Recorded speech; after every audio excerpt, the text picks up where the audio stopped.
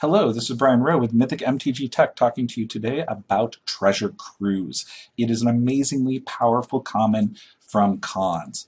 Everybody's familiar with Ancestral Recall. It is one of the most broken cards ever printed.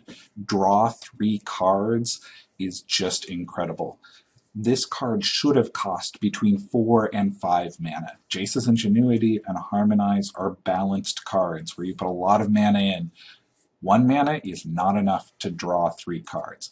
Every time they try to put draw 3 on a card, it either ends up a miserable failure, as all of these have, and I know some people are going to disagree with me over Visions of Beyond, but despite its slight playability in a mill deck, it's a bad card. Or it's incredibly broken, like all of these are. When you put draw 3 cards on a card, it's going to be one of those two, and Treasure Cruise is on the broken side. In Standard, we haven't seen a lot of Treasure Cruise yet, and part of the reason is that Dig Through Time is also legal in Standard. It's also a little bit tougher to get all of those cards into your graveyard so that you can delve it. I think that there will be a few decks that want to play Treasure Cruise, especially if they're 3-color decks and have trouble getting that double blue, but where it really shines is Modern. Ancestral Visions is banned in Modern. Ancestral Visions is an incredibly powerful card. It takes you 4 turns to get there, but Treasure Cruise is even better. Yes, if I'm on the 5th turn and I top deck an Ancestral Visions, I've got to suspend that and wait 4 more turns. If I'm on the 5th turn and I top deck a Treasure Cruise, I can probably cast it and draw 3 right away. In most situations, Treasure Cruise is a better card than Ancestral Visions. Do I think they're going to ban it in Modern? Not yet, but 6 to 9 months from now, they may have to. Treasure Cruise also does something incredible for combo decks. If you have a combo that's a little bit fragile, it can be disrupted. Jeskai Ascendancy is one of those combos, and Abrupt Decay can really break it up.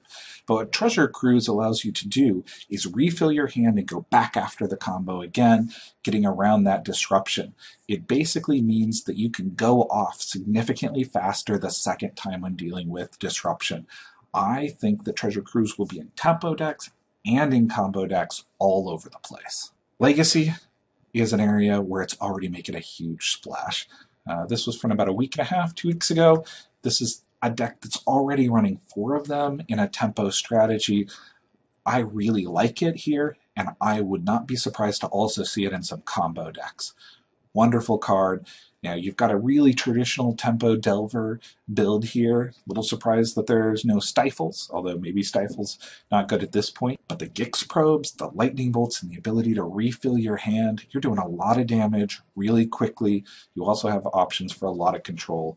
I like this type of a build, although I'm going to be building a bug deck myself. I hope to have it out next week in a video. A lot of people have asked me, what is the price of this card going to be? Should they be buying it now? Got to remember it's a common, and even the most powerful, incredible commons usually don't make it over $1 or maybe $2. But it's currently at 25 to 50 cents. I would definitely pick some up if you want to play them in decks. I would even pick up a few extras so that you have something to throw in trades at that $1 range, because this is going to be a staple card for years to come. How much is the foil going to be worth? That's the really big question. When I looked at the foils yesterday, Card Kingdom had them for $20 a piece. I think that's a steal. That's incredible. Delver of Secrets, only a $14 foil, but Delver isn't played in combo and tempo. It's only played in tempo. Cards that are played in both, like Brainstorm, is a $60 to $100+ foil. The versatility of Treasure Cruise means that it's going to have a higher foil price than Delver, and may even be able to make it up to that Brainstorm level. A lot of people have said, but look at Young Pyromancer. Young Pyromancer isn't that expensive, and he's an uncommon. Young Pyro is red, there's a tax on blue. Anything cool that's blue is automatically worth more money.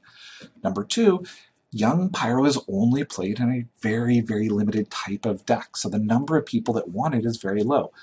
Treasure Cruise is going to be playable in every format, EDH, Legacy, Vintage, Standard, and the fact that it goes in any type of deck that can just splash a little bit of blue, and that it goes in tempo, control, mid-range, aggro, and all over the place.